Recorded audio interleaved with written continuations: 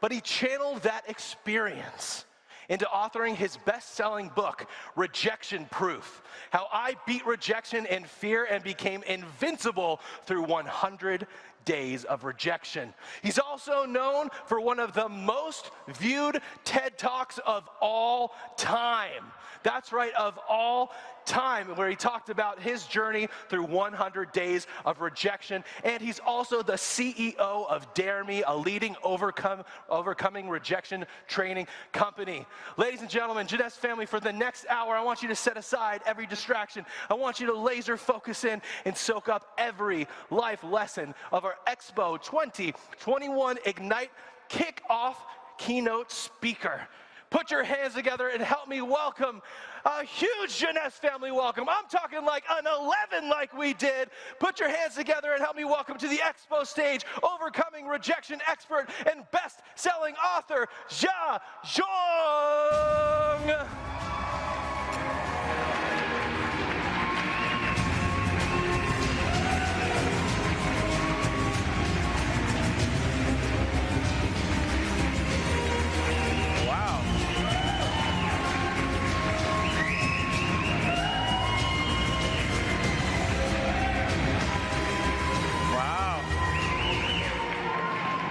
What a great crowd.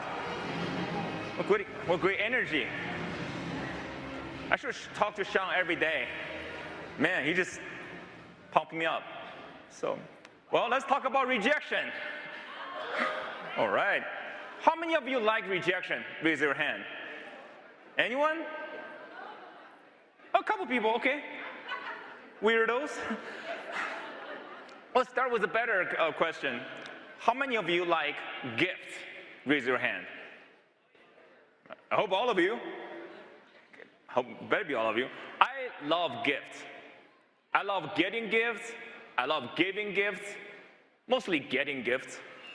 But when I was growing up, I didn't like gifts that much.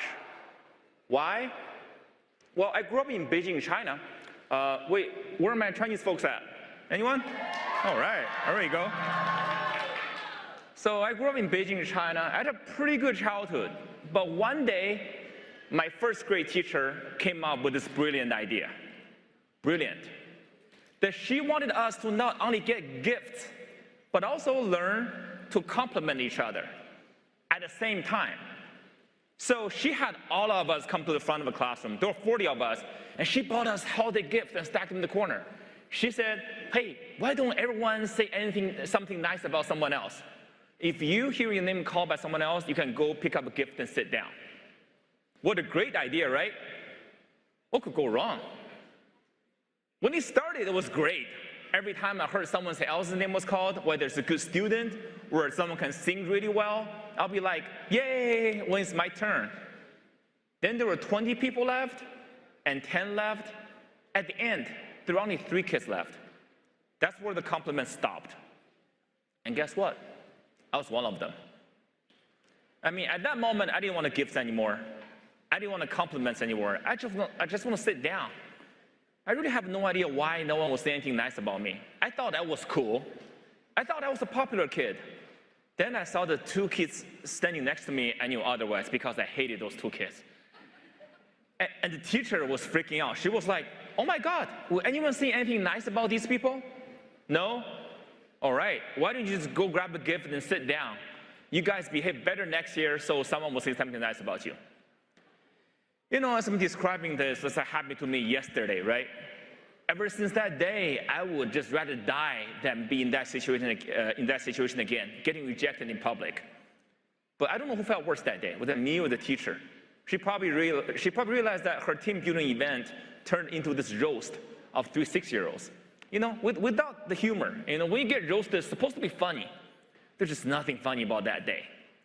So that was me when I was 6-year-old. Fast forward 8 years, when I was 14, I got an upgrade.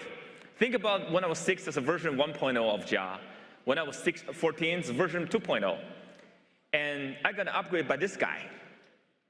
Do you know who he is? Anyone? There you go, Bill Gates. All right. I mean, he's in the news a lot nowadays. I don't know why. But back then, he was really cool. He came to China to promote Windows 95. I'm kind of dating myself. I heard him speak.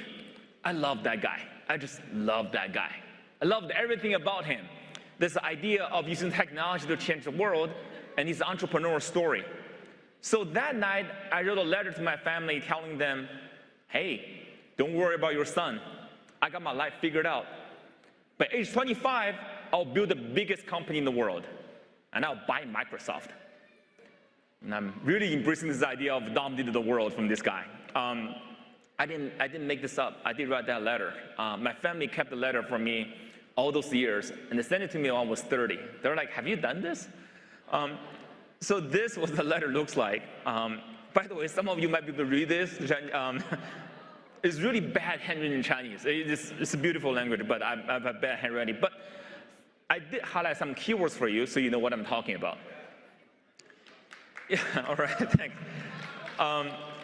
Yeah, you can take it down. I don't want people to read it. But in that letter, I also mentioned someday I want to go to the United States to fulfill that dream, because that's where Bill Gates lived. You know, that's where the land of opportunities. I want to beat him on his home turf. I even picked out a city to go to. I said, I want to go to Houston someday. Is anyone from Houston, by any chance? Oh, you are? Okay. I didn't know why I said Houston. You know, the word just sounded good in Chinese, you know, and also they won the NBA championship that year, so I was a fan since. So 2 years later, I had a chance to come to the US. I was a culture exchange student. Does anyone know what a culture exchange student is? You do? Okay, all right. You know, so someone from a foreign country come to your house, stay for a year, you know, they eat with you. They could be good, could be annoying. It depends on your luck. I was one of those. But when I came, I didn't go to Houston. I didn't go to LA, New York, Las Vegas. I went to rural Louisiana. Anyone from rural Louisiana? No? All right, gonna make fun of it. So, oh, there's one person. Okay, I'll be nice. It's a very small town. If you type in Simpson, Louisiana in Google Map or Google Earth, you just see all green. You just have to zoom in and zoom in. At the end, you'll see a couple rows. That's Simpson. You know, there are more cows than people in that town. I'm like, I'm from Beijing. It's a town of 15 million. This is different American dream than I thought. But I said, it's okay. I'm going to start small. And someday, someone will write a book about me, like this great immigrant entrepreneur, starting small. Okay? That was when I was 16. And fast forward another 14 years. One day I woke up, I was 30. Nope, I didn't build the biggest company in the world. I didn't even start. What did I do? I mean, I did well for myself. I went to school, I found a job, I made money. I went to better school, found a better job, made more money. I bought a dog, bought a car, bought a house, got married. Kind of fulfilled everything in this picture, you know. The American dream. No, it's not my house. But you get the idea. It's a great dream. It's a dream a lot of people want to have. But it's not my dream. Where was a kid who wrote that letter? He wanted to change the world.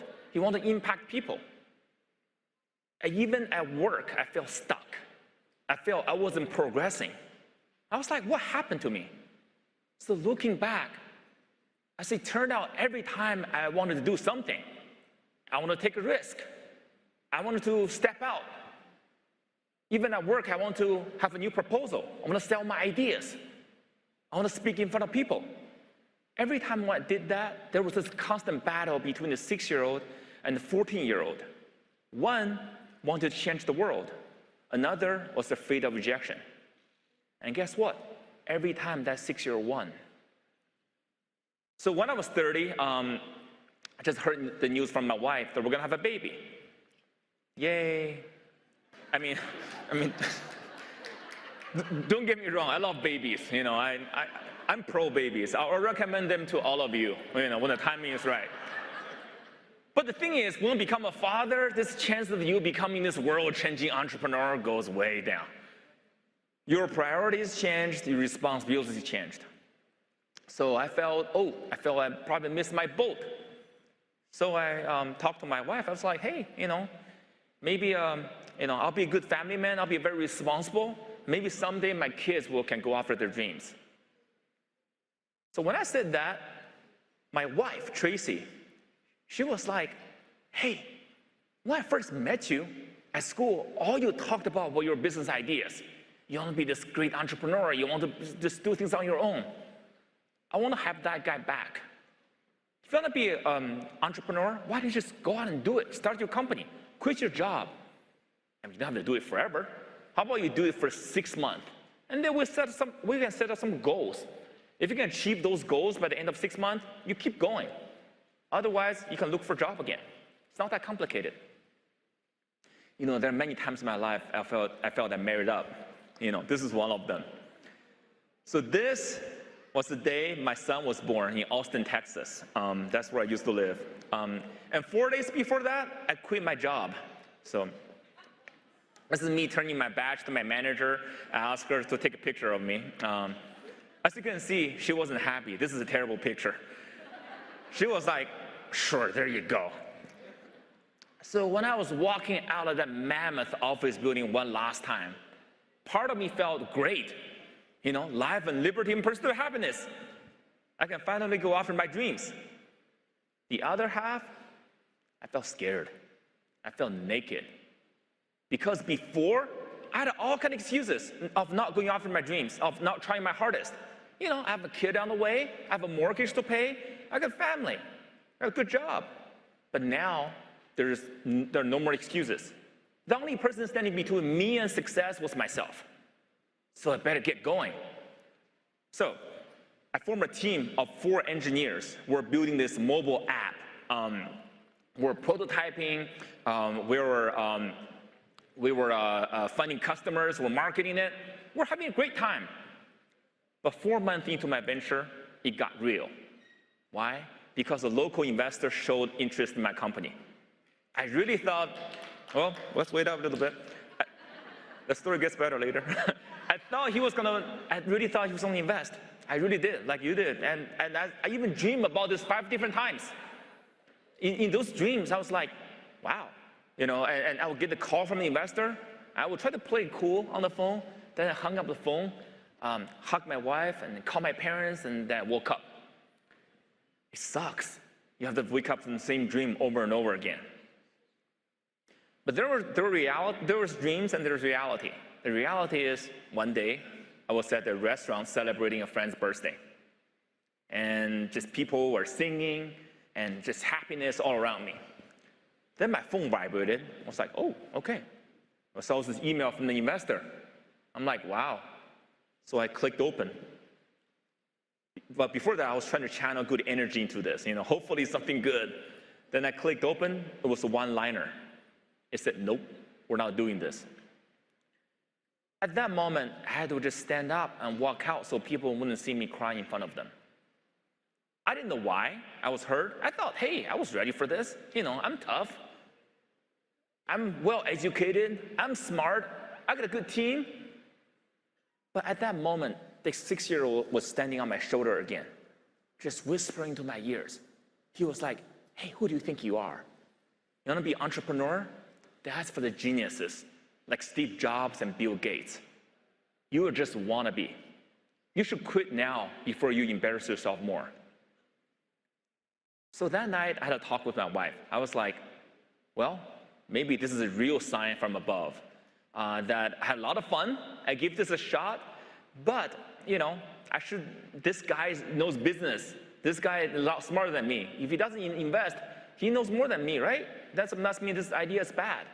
I should quit now and look for a job so we can get the income flowing again. You know, when I said that, I was just looking for a hug. You know, I was looking for some sympathy. What I got was rage. My wife, she was like this pissed off quarterback. You know, when the offensive lineman gave up a sack, she would just grab my face mask and she said, hey, I give you 6 months. I didn't give you 4. Keep going and don't leave any regret. That's where it dawned on me. Would Bill Gates want to give up after rejection like that? Would anyone successful at anything want to give up after rejection like that? No way. I can keep going. I can keep doing this and build a better team, a better product. But one thing for sure, I gotta be a better person. I gotta be a better leader. I have to solve that rejection problem. I gotta put that 6-year-old back to his place so he wouldn't talk to me like this again and again. So what did I do? I searched online. Google's my friend. So I searched, how do you overcome my fear of rejection? First of all, I saw a bunch of articles written by like sales gurus and these rah-rah articles just screaming into my face. They were like, hey, don't take rejection personally, just move on, overcome it. I'm like, who doesn't know this? Then I saw a bunch of articles written by psychologists and telling me, hey, where's your fear and pain coming from? No, they weren't that helpful either. Then I saw a website that was interesting. It's called rejectiontherapy.com. Okay. For those who don't know, rejection therapy is a game. It's a game invented by this Canadian entrepreneur, and he's got some real rejection issues. That's why he came up with this deck of cards. It's a deck of 30 cards, and each card will give you a suggestion to get rejected at something. The idea is, if you're afraid of rejection, instead of running away, why don't you just go look for rejection? If you do it once per day, by the end of 30 days, you'll be able to desensitize yourself from the pain. You become this badass. I'm like, this is the best idea I've ever heard. I want to be a badass. I want to be the baddest ass of them all. So I said, I'm going to do this, but I'm not going to do this for 30 days. I'm going to do this for 100 days. I want to overdose on rejection. I want to see what happens. Oh, also, when I'm doing this, I want to film it. I want to put this on YouTube. I'll make a video blog out of this thing. If I do this by myself, I'll probably quit pretty easily. But if I share this with the world will hold me accountable. Others will hold me accountable. So that's what I did. And this was what the website looked like then. So you can see, rejection 1, borrow $100 from a stranger. Okay. One day, I came downstairs. My office is downtown Austin at the time. So one day I came downstairs. Before going home, I said, I better do this. I'm going to ask someone. Who do I ask? Who do I ask? Okay, I saw a person in the lobby. He was a big guy. He looked like a security guard. I'm like, I'm going to ask him. It's my target. I can do this. Yeah, I can do this. Yeah, I can do this. Yeah. I was just pumping myself. Yeah, I can do this. I just started walking toward him. Yeah. Then halfway through, I slowed down. My heart started to pound. I started to sweat all over me. The hair at the back of my neck stood up. When I got there, I was a mess. I was like, sir, can I borrow $100 from you? He looked up. He was like, no. Why? I said, no, sorry, no, bye. I just turned around and ran as fast as I could. I was so embarrassed. But the thing about doing a video blog is, whatever experience, you got to experience at least twice. That night, I was uploading the video to YouTube, and I have to edit the video, right? First, I was like this sports scout. I was looking at myself like this game film, frame by frame to see what happened there. First of all, I saw myself. I looked like this kid from the movie Sixth Sense. The Bruce Willis movie. I saw dead people. I was so scared. My face was pale, and Then I saw this guy, right? He was a big guy, and he said no to me, but he wasn't like mean. He wasn't like a menacing figure. He didn't cuss me out. He didn't have a pepper spray. He didn't have a club. He didn't call the police. All he did was to say no. He asked me why.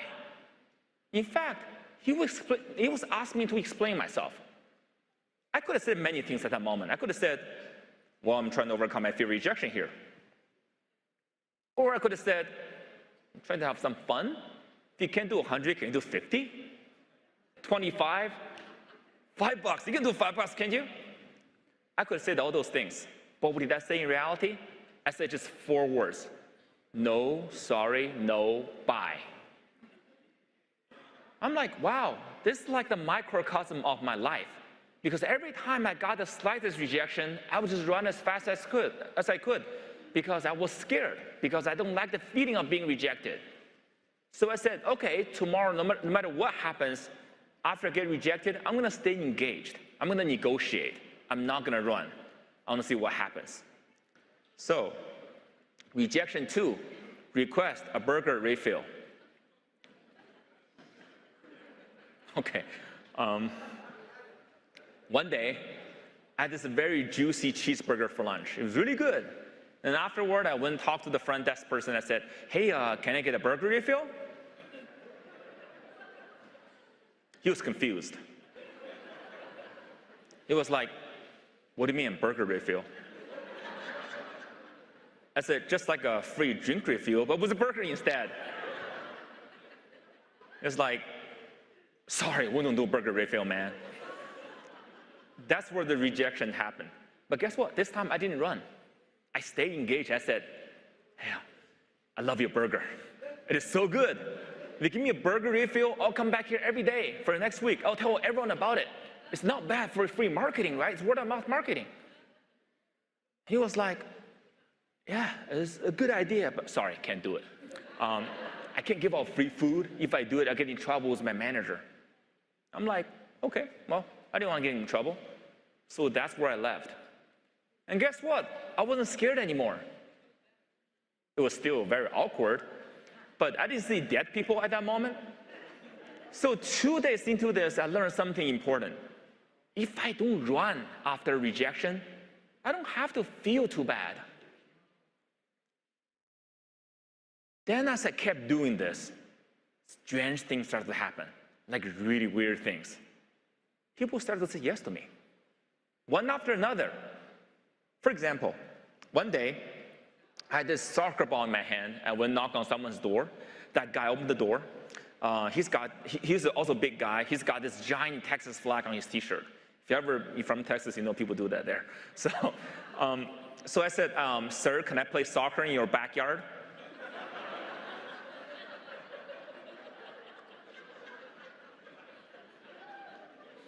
So he looked at me. Soccer in my backyard? Then he saw me and I was serious because I got a soccer ball, I got a shin guards, I got a cleats all decked out.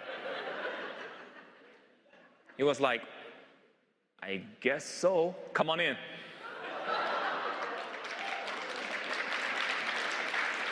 And I was like, now what? How do I play soccer with myself in the backyard? I didn't think this part through. So I just went in, I did a little bit dribbling. I had him take a picture of me. I did a pose, a Heisman pose, I didn't know why. But before leaving, I said, how can you say yes to me? He was like, dude, this is so off the wall, how can I say no?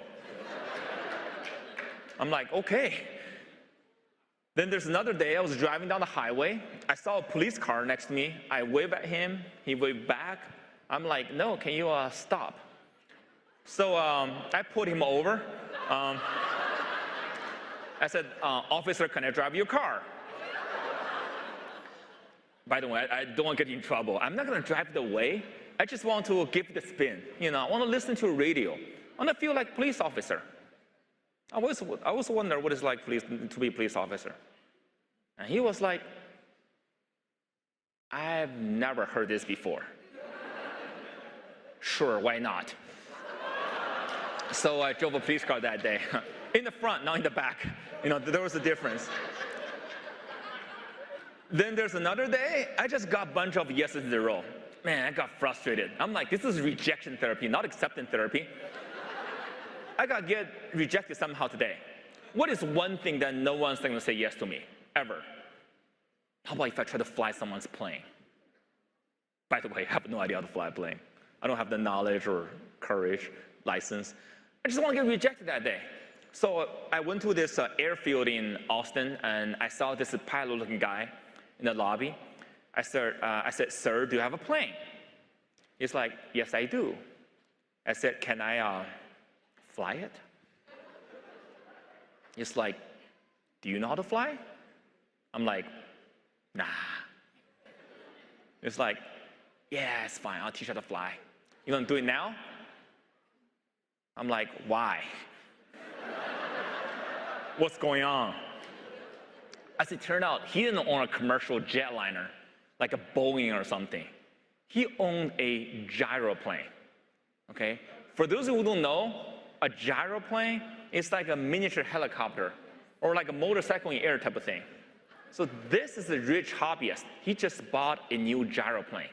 He wanted to show everyone in the world how awesome his gyroplane is. So he taught me how to fly.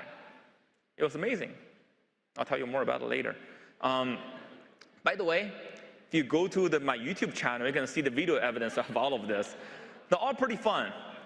But speaking of video, I got to show you one video. It really talks about this idea of looking for rejection but not getting it. And here it is. Oh, that's the not right video.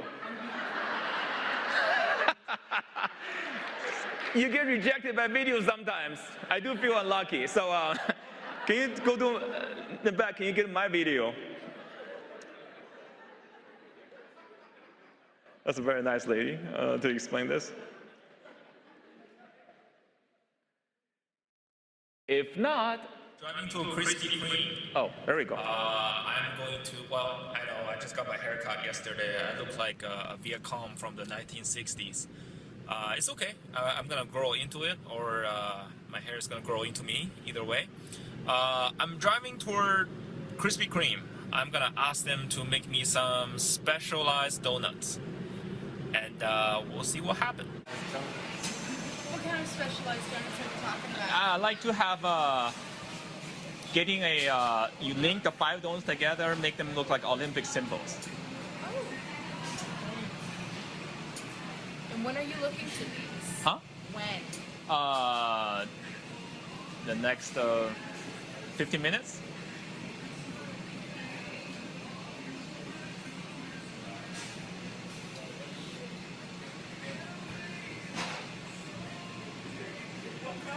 How did they link them this year? Just normal color is fine. You want them linked? Yeah.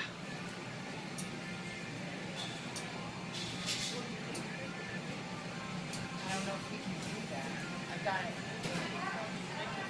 It's like I didn't even pay attention to the Olympics this year. No, just you got the 5 donuts together, look like a Olympic symbol. Was it this way this year? Something like that. That would work. Just link any 5 donuts together. It's gonna be awesome.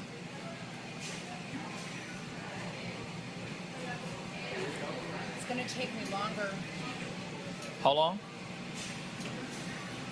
because I've got to catch them on the other side, and then they've got to get through the proofer and then drop in the fryer.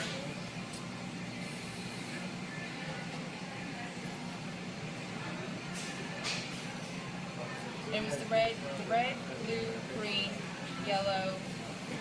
What's the other color? Red, green, yellow, blue, maybe white? Was it white? Could be. That sounds right. Oh my gosh, I haven't watched the Olympics in so long that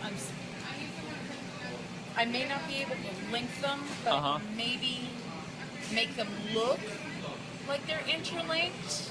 Okay, that would be great. Because the only thing I'm worried about is if I try to put those through the proofer, they will unsettle the trays and they'll end up falling. And then once they hit the fryer, you've got a divider, and if they hit that, they're going to get stuck. You know what I'm saying? If you can make that, you're gonna make my day.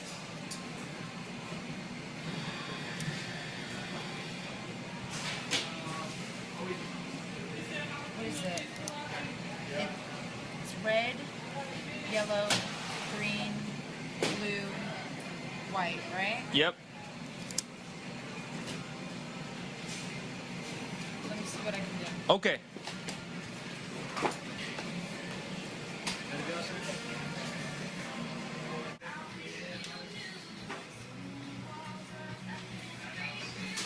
Try, but what do you think? Wow. That is really good. That is really good. Yeah. I mean, that's the best I could do with what we've got. No, it's good. It's good. It's more than I thought it would be done. So great. All right. So Jackie? Yes. All right, I'm a fan. Thank you. You're way too kind. No, you're way too kind. You're really good. All right, so do I pay there? Don't even worry about that. One's on me. Are you serious? Ditto. Ditto. You serious? Very. Extremely. Wow. Extremely. That's my pleasure. All right, Jackie, I'll take it, but man, you make me really happy today. All right, thank you. Very All well. right, see you. Give me a hug. Okay. All right, thank you. See you.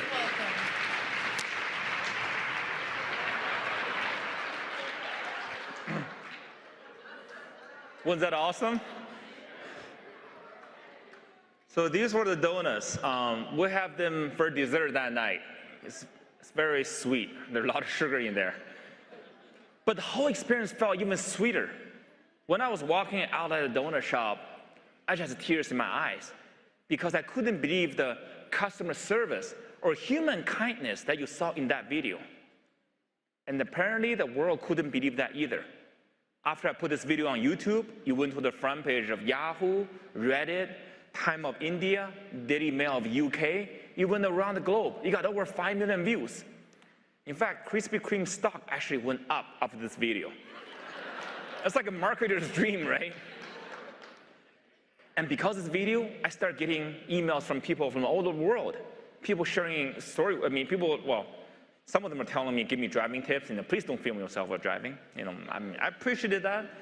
There are a lot of people who are talking about this woman, how awesome she was. She's truly awesome. Her name is Jackie. She's from New York. But most people are talking about me. They're like, dude, what are you doing? Looking for rejection. It's so awesome. It's so inspiring. I'm like, I'm just looking for rejection. So I thought I was the only person afraid of rejection, or maybe me and a few other people. As it turned out, everyone's afraid of rejection. And they're living their fears through my eyes. It's very therapeutic for people. And then people start sharing stories with me, crazy stories. There's an artist, she made art that was just beautiful and profound, but she didn't share it with anyone. But then she saw this video, she was like, hey, those donuts are nice, but I'm a real artist. If I can make that video go viral, why am I afraid of sharing my art? So she did. She started sharing with her family members and friends and local media. It got picked up by national media. She was invited by the White House to give a show in Washington, D.C. It changed her life. Then there's another guy, his name is Mark. Mark said when he saw this video, he was actually in a very dark place. He just got divorced, and he was contemplating suicide. And he's in the sales business, and then he saw this video. He's like, I'm gonna do this. I need to pull myself out of this funk. So he did his own 100 days of rejection, but with sales. Every day he would try to sell something to someone. And he would do this in his personal lives as well. And guess what? Through this, he found the love of his life.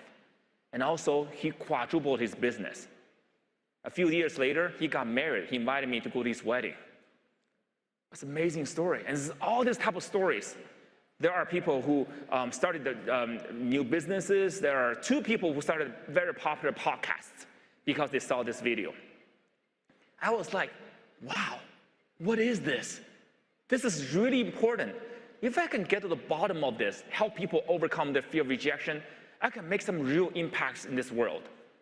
So I spent the rest 100 days and even subsequent years learning how to overcome the fear of rejection. I read up everything possible on negotiation, body language, and I even did my own research. I used myself as a guinea pig, put myself in front of strangers, I keep talking to them and asking them for things. And without lying, if I lie, it'd be too easy. But I want to stay authentic to see how I can get people to say yes to me without lying. And that's what I did. And I even gave a TED Talk on this subject. It was number 3 most viewed TED Talk of that year. I think it was behind Elon Musk and the Pope or something. Sometimes you're just not as cool as someone else. What can you do? And throughout the years, I discovered a lot of secrets. I found a lot of truth. So I'm going to share some of them with you. First of all, what is rejection? What is the thing that we're so afraid of? But if you overcome that fear, you can make some real impacts in your own lives and in other people's lives. As it turned out, Rejection is just a numbers game. It's a numbers game. In these 100 days, I could ask something absurd. Someone would say yes to me. Or I could ask something pretty moderate, pretty reasonable. Someone would say no to me. But one thing for sure, if I want to get a yes, I just go talk to enough people. Someone will say yes to me at the end. It's almost as if there's number associated with every rejection. You go through enough no's, it becomes a yes. Speak of number, do we have any Harry Potter fans here by any chance? All right, okay, yeah, we got a few people. I love Harry Potter. I read all the books. And you should too. Harry Potter is the best-selling book series in modern history. And you would think a book that good, when it first came out, all the publishers on earth would fight among themselves trying to publish the book, right? Nope, that wasn't the case. The author, her name is J.K. Rowling, she had to go through 12 rejections to get her book published. Every rejection sounded similar. What, trying to write a children's book? There are people dying in the book? It's about dark magic? The book is this big? Come on, try something new, get a real job. It's on the 13th try, she also got rejected, but the chairman of the publisher gave the manuscript to his granddaughter, who would not put it down. She just kept reading and reading until she finished it and exhausted herself. That's where it dawned on them. Maybe we should try this. So they published the first ever Harry Potter book under very low expectations. And the rest was history. Okay, think about it. If it took J.K. Rowling's 12 rejections to get Harry Potter published, how many rejections do we have to go through to get ourselves published, to get our product published, to get our business published? Rejection is just a numbers game. You go through enough no's, it becomes a yes. Then rejection is an opinion. It's an opinion. I think we need many things in this world. We need more love and sympathy, understanding, courage, definitely more bathrooms and free drinks. But one thing we have plenty of is opinion. If you don't believe me, just get on the internet. Go to Facebook, open your WeChat, and turn on your TV. Everyone has something to say about something. And they can't wait to tell you about how they feel about something. Opinion is like the cheapest resource on earth. It's completely renewable too. But rejection is nothing more than an opinion and preference of the rejecter. That's just more about the rejection than the rejected. In these 100 days, I could ask the same question to 10 different people. Someone will say yes. Someone will say no. Someone will smile at me and give me a high five. Someone just couldn't wait to get away from me faster.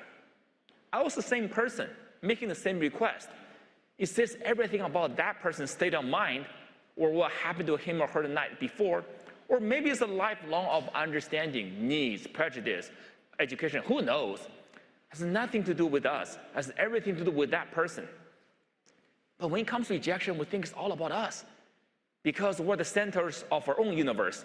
We're the heroes of our own movies. That's why we take every rejection so personal. Every rejection felt like an indictment of who we are. And every acceptance felt like a confirmation of our merit. It's not. It's just an opinion. Lastly, rejection is the source of knowledge. Source of knowledge. So I wrote this book, Rejection Proof, a few years ago. Actually became the #1 bestseller on Audible, like the audio version. I don't know why. People like my voice or something. I wrote this book not because I just want to write a book. It was because I learned so much in these 100 days. I went to a pretty good business school. I thought I learned a lot about business in those 2 years. As it turned out, I learned a lot about PowerPoints and spreadsheets. In these 100 days, though, I learned more about business than I did at business school. Why? Well, because I put myself in front of real people, getting real rejections. And I learned so much. And I'm going to share a couple learnings with you. First of all, what do you do when people say no to you? What do you do? Most people do one of two things: fight or flight. Okay. When I say fight, it doesn't mean start fist fighting. It means you get disappointed. It means you feel the pain. If it's someone close to you, you feel indignant. You're like, hey, of all the people who reject me, how can you say no to me? So you start arguing. But when you argue, that's not a good response. Because when you're arguing, your emotions and their emotions will get involved. Your opinions would actually get more entrenched. When was the last time you can change people's mind by shouting at them? It doesn't happen. So fight is not a good response. The other one is flight, which means when you hear no, you just say, thank you very much, you just leave. That's even worse. Because when you're running away, not only you're changing anyone's mind, you're also at the mercy of your own judgment. You can lose confidence that way. I found a third way, which is I want to stay engaged and find out why. Okay? I can ask why. Like why is like the magic word. Because when someone is rejecting you, it doesn't mean they hate you. It doesn't mean they don't like you. It means sometimes there are some underlying reasons. If you can demonstrating that you're helping them to get to the bottom of this, you can possibly turn no into a yes. For example, one day I had this flower in my hand, and then when I knock on someone's door, the guy opened the door. He was the older guy, and I said, "Sir, can I plant this flower in your backyard?" I don't know why I like people's backyard that much. You know, it's like my playground or something. He said, "Oh, this is more interesting than I thought, but no, can't let you do this." But before he turned around and leave, I said, "Man, I know why?" He was like, "Well, I have a dog that would dig up stuff I put in the backyard, and I like what you're doing. In fact, if you want to do this, why did you go talk to Connie? She's my neighbor. She loves flowers." I got so excited because I just got a referral. So when I went across the street and knocked on Connie's door, and she was so happy to see me. Half an hour later, there's this flower in Connie's backyard. I mean, I hope it looks better nowadays. This is a few years ago. But the thing is, had I just left at the initial rejection, I would have thought so many reasons. Maybe I didn't dress well. Maybe I didn't speak clearly. Maybe the guy didn't like me. Maybe he didn't trust me. As it turned out, none of that was the reason. He liked me enough to offer me that referral, which I converted. It was what I was offering did not fit his needs. So again and again, I learned that if I just don't run after rejection, I give myself a shot to turn no into a yes. There's another thing. So, okay, I just mentioned that you can ask why. The other thing you can do is you can ask for something else. Ask for something else. Ask for something less, not more. Okay? Ask for something. For example, one day I went to a hotel in Austin, like the best hotel, like kind of like this one. I went to a hotel in Austin. I went and talked to the front desk lady, and I said, "Ma'am," this is what she looks like. As you can see, she's a nice person. I said, "Ma'am, can I have a free night here?" And she was like, "Oh, sorry, we don't do that now." At the back of my mind, I was like, when do you do it? That sounds like a great promotion. I'll come for that. But I didn't say that. I was like, "Oh, that's fine. If you can, if I can have a free night, can I take a nap in one of your rooms? I'm gonna try out your mattress." She said, "Sure." So she sent a bellman with me to go on one of their suites. I took a nap on one of their mattresses. It's very comfortable. It was awesome. But the thing is, had I just come in and asked straight to take a nap in one of her rooms, she might have thought I was crazy. I mean, she might still thought I was crazy. But she said yes because I asked for something big. I got rejected. I asked for this. In fact, there's pretty strong academic study on this, that if you make a really big request, you get rejected, you make a secondary, more reasonable request, the chance of you getting a yes on that second request is actually a lot higher than if you just ask for the second request straight without the first one. Why? Well, we think rejection is a failure. We didn't get what we wanted, right? But sometimes we forget, rejection is also a moment of opportunity. When people are saying no to you, they feel a little bit bad. They feel a little bit indebted to you. That's where if you ask for something else, the more chances not, they're gonna say yes, because you're demonstrating you're negotiating, you're compromising, and people want to return in kind. So next time you're trying to sell something, you're trying to make a pitch, and they say no, instead of just say, "Oh, okay, thank you very much," you just leave, You say, can we talk again? Can you reconsider this? Can you talk to people around you? Or can I send you some more information? Can we talk again in a week? The chance of you people saying yes to a request like that is actually really high. And guess what? You just give yourself another shot. So remember, always ask for something else.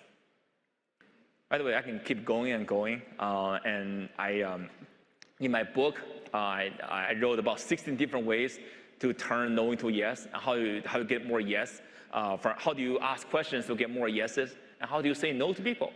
That's actually one thing we're pretty bad at, is to say no to other people. But there are ways to do that with not only you're not hurting people's feelings and relationships, you can actually make the other person a fan of you. But because of time, I do want to leave you with the most important lesson I learned 100 days of rejection. The most important lesson. Just 2 words. Just ask. Just ask. Remember I mentioned I flew someone's plane? That was the best flying experience in my life. When I think about flying, it's all about me going to the airports a couple hours early. I take my bells and make sure my pants don't drop, and then I'll go through that cancer-inducing bone scanner. That's my flying experience. But that day, I had none of that. I flew like a bird. It was amazing. For a minute, I was only a couple feet above the cornfield. I feel I was this seagull looking for fish above the ocean. The next minute, I was like 1,000 feet in the air. There was a cloud around me. I was touching it. I was kissing it. I felt I was this eagle. But all this time, I just kept asking myself the same question over and over again. Wow, what if I didn't ask? What if I didn't ask? Not only I would not have this great flying experience, I would not have this, I wouldn't know this could exist. What if we don't ask for things in lives? Companies might not be built, or they might not be quit prematurely. Maybe art might not be shared, or maybe business opportunities might be lost. The reason we don't ask is we think rejection is terrible. It's terrifying. So by us avoiding negative, we're achieving that positive, right? That's just a lie. It's a lie we keep telling ourselves every day. Because when you're not getting out there and getting rejected, you're just rejecting yourself by default. And do you know who our worst rejecter is? Ourselves. So no matter what, if someone's going to reject you, let the world reject you. Don't ever reject yourself. Lastly, gifts. Gifts. Rejection used to be this bogeyman, this monster that haunted me my whole life. So much so that I spent the first part of my life running away from it. But as soon as I stopped running, rejection became my biggest gift in life. Because now I get to go to some of the best companies in the world, go to some of the best universities in the world to teach people how to become rejection-proof. I even built a consulting business. I built a coaching business to help others, individuals or organizations, help them to become rejection-proof. I want to hear people's stories. In fact, I bought something for you. So this is my personal text message. I'm leaving this to you. You can text me anything you want. But if you text me a rejection resilience assessment, so I built a test for you guys, a resilience test for you. So you know where you can get an assessment to know where you stand in terms of you can ask you a series of questions to see how resilient you are toward rejection. It's going to give you a score to see where you stand in the spectrum. In fact, based on our research, how resilient you are with rejection, you can actually, if you can increase your score, you can have a huge jump in your income. So text me your email and name and the word ignite so I know who you are. But whether that's my book or my talk, or it's my either it's coaching or my test, I just want to create a world where we're not afraid of rejections anymore. I want to see how many lives can be changed, how many cool ideas can be realized, how many love stories can be written. So I'm inviting all of you into this world. The next time when you're trying to do something, make a sale, take a risk, Okay, face people's judgment and possible rejections, opinions. Remember these stories, it's gonna help. Or if you or your team members, your loved ones, your colleagues who are afraid of rejection, share these stories with them, it's gonna help. And if it doesn't help, just buy them a box of donuts. It's a great sign of leadership. Donuts always help. So thank you very much, guys. Thank you for my story. Thank you. Thank you, guys. You guys have been great. Thank you.